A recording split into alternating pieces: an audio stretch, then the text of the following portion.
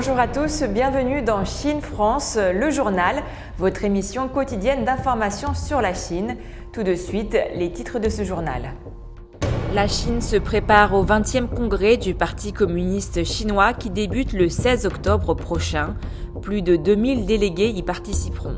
30% des terres de Chine sont protégées dans le cadre du projet écologique Ligne Rouge. La Chine étend son yuan numérique à 4 nouvelles provinces, Guangdong, Hebei, Jiangsu et Sichuan. Dans le cadre de la Coupe du monde de football qui aura lieu au Qatar, la Chine a annoncé qu'elle allait offrir 2 pandas géants aux pays hôtes. Le 20e congrès national du Parti communiste chinois se tiendra à Pékin à partir du 16 octobre. Lors d'une réunion organisée le mardi 30 août, les membres du comité permanent du bureau politique du Parti communiste chinois ont arrêté une date et convenu d'un ordre du jour pour cet événement majeur qui déterminera la feuille de route du Parti communiste chinois pour les 5 prochaines années. Ce congrès sera tout d'abord l'occasion de réaffirmer les principaux axes de l'idéologie politique du régime, après avoir convoqué 2296 délégués élus. Ce sont les représentants élus par toutes les unités du parti aux différents échelons de l'appareil politique chinois et dans toute la Chine. Selon le South China Morning Post, le nombre des délégués femmes a légèrement augmenté, plus 3 points pour atteindre 27%. Par ailleurs, le 20e congrès comptera 12% de représentants issus des minorités ethniques. Le 20e congrès du Parti communiste chinois votera les principales orientations idéologiques du régime, mais nommera aussi et surtout la très attendue nouvelle équipe dirigeante du comité central, le comité permanent du bureau politique. Celui-ci réunit les 7 personnes les plus puissantes du pays, parmi lesquelles le secrétaire général du parti. Le gouvernement chinois a annoncé le 19 septembre que 30% de ses terres faisaient désormais partie de son programme Ligne Rouge de protection écologique. La création de parcs nationaux et la restauration d'écosystèmes précieux ont permis de porter la superficie totale protégée à plus de 30% du territoire chinois, a déclaré Zhuang Shaoqin, vice-ministre chinois des Ressources nationales. Ce chiffre est conforme à l'objectif recommandé par les Nations Unies qui vise à protéger au moins 30% des terres et des océans de la planète d'ici à 2030. La Chine n'a pas encore formellement accepté cet objectif qui sera évoqué lors des discussions sur la diversité biologique durant la 15e réunion de la conférence des parties COP15 qui se tiendrait à Montréal, au Canada du 7 au 19 septembre. La Chine a proposé son programme de ligne rouge pour la première fois en 2011 afin de mettre un terme à des décennies de développement irrationnel. Selon le premier livre blanc sur la biodiversité, la Chine a mis en place toute une série de mesures, parmi lesquelles la protection de l'environnement et la promotion du développement, tout en mettant en œuvre des initiatives telles que le renforcement institutionnel des parcs nationaux et la délimitation des lignes rouges pour la protection écologique.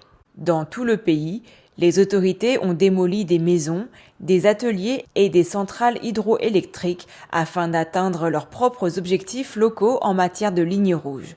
La politique de protection de la biodiversité est drastique et la Chine a élaboré des plans d'action à moyen et long terme impliquant la conservation et la gestion de la biodiversité et la surveillance de l'application des lois en la matière.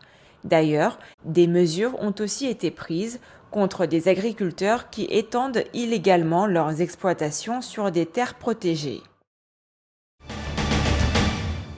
Le constructeur aéronautique européen Airbus a annoncé qu'il prévoit de commencer à assembler l'avion à couloir central A321 sur sa chaîne d'assemblage finale à Tianjin, dans le nord de la Chine, au plus tard cette année, et qu'il souhaitait également rechercher davantage d'opportunités de coopération avec les acteurs de l'industrie aéronautique chinoise.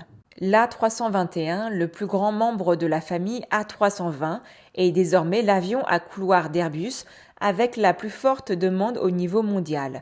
Chacun d'entre eux peut transporter environ 30% de passagers en plus que l'A320 pour une configuration de cabine typique et sa version à très longue portée est capable de voler jusqu'à 8700 km, a indiqué Airbus. Airbus dispose de 4 sites d'assemblage de la famille A320 dans le monde, à Toulouse en France, à Hambourg en Allemagne, dans l'Alabama aux États-Unis et à Tianjin en Chine.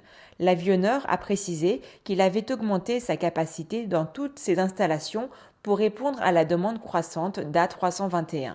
Au cours des 20 prochaines années, Airbus prévoit que la Chine aura besoin d'environ 6 900 avions à couloir central. D'ici 2040, Boeing prévoit pour sa part que la Chine aura une demande de près de 6 500 avions à couloir central. La Banque centrale de Chine a annoncé l'expansion géographique de sa mise en circulation du yuan numérique. Les résidents des provinces du Guangdong, Hebei, Jiangsu et Sichuan vont pouvoir régler des achats ou des factures en utilisant la monnaie numérique du pays. Depuis les premières mises en circulation du yuan numérique en 2020, la Chine n'a de cesse d'étendre son dispositif, censé être une phase de test grandeur nature, mais à son échelle. Fin 2021, le gouvernement annonçait que 140 millions de Chinois utilisaient régulièrement le yuan numérique. Le South China Morning Post évoque un rapport récent faisant état de 261 millions d'utilisateurs. À l'occasion d'une prise de parole, lors d'un salon à Suzhou, Fan Yifei, à la tête de la Banque centrale de Chine, a déclaré que le nombre de transactions et de marchands utilisant la monnaie numérique était en croissance constante. En proposant le yuan numérique dans 4 provinces supplémentaires, c'est un taux d'adoption plus haut que le pays vise à l'approche du prochain congrès du Parti communiste. Une nouvelle fois, le test consistera à donner de l'argent aux résidents sous forme de yuan numérique. En parallèle, les entreprises doivent être en mesure d'accepter les règlements en yuan numérique. La Chine a aussi employé d'autres approches pour éprouver ce que Fan Yifei qualifie d'infrastructures importantes dans l'ère numérique. Outre les prêts bancaires avec plusieurs pays partenaires et SWIFT, c'est une solution de paiement transfrontalier qui a été développée. Elle permet des transferts de fonds instantanés, de quoi mettre le yuan numérique sous les projecteurs de la finance internationale. De plus, la Chine compte mettre en place un registre permanent des transactions réalisées. Ce nouveau lancement est l'énième étape d'une longue liste de tests et de mise en circulation. Le pays n'a cependant pas encore donné de date de lancement officielle pour sa monnaie numérique de banque centrale.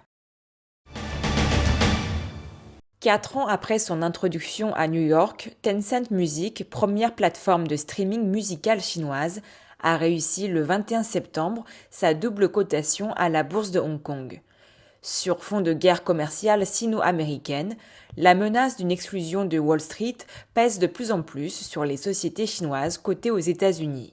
En effet, Tencent Music, qui vise notamment à réduire le risque d'un retrait des bourses américaines, ne cherche pas cette fois-ci à lever de nouveaux fonds.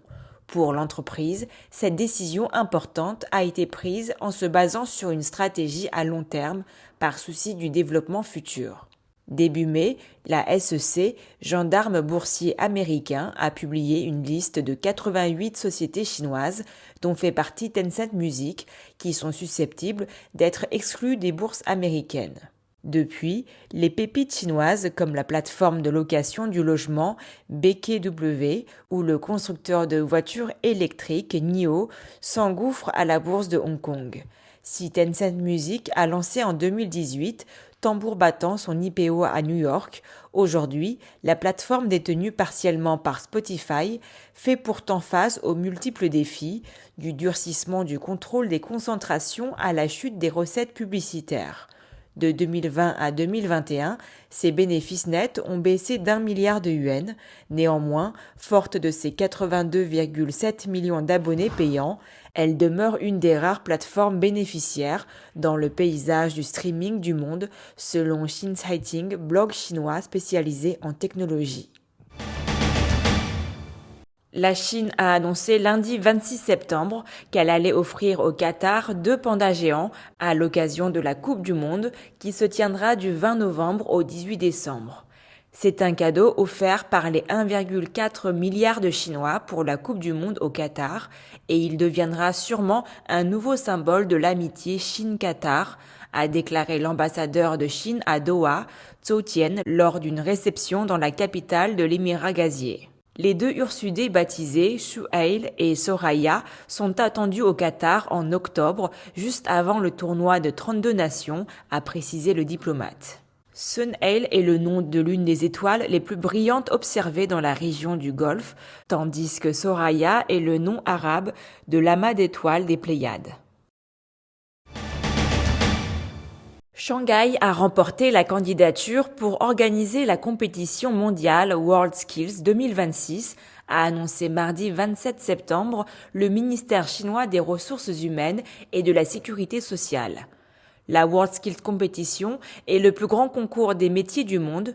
Il est organisé tous les 2 ans dans un des États membres du réseau WorldSkills par l'association WorldSkills International. La Chine est arrivée en tête du classement des médailles d'or avec 16 médailles d'or lors de la 45e édition de la compétition WorldSkills tenue à Kazan en Russie en août 2019. Pour l'édition de cette année, dont la finale mondiale aura lieu à Shanghai en octobre 2022, ce sont 1600 compétiteurs passionnés par leur métier et venant de 85 pays différents qui confrontent leurs compétences. Plus de 200 000 visiteurs du monde entier sont attendus pour l'événement. La ville française de Lyon accueillera la compétition WorldSkills 2024. Et c'est la fin de votre journal. Merci à tous de votre fidélité. Je vous souhaite une très belle journée ou une très belle soirée sur Mandarin TV.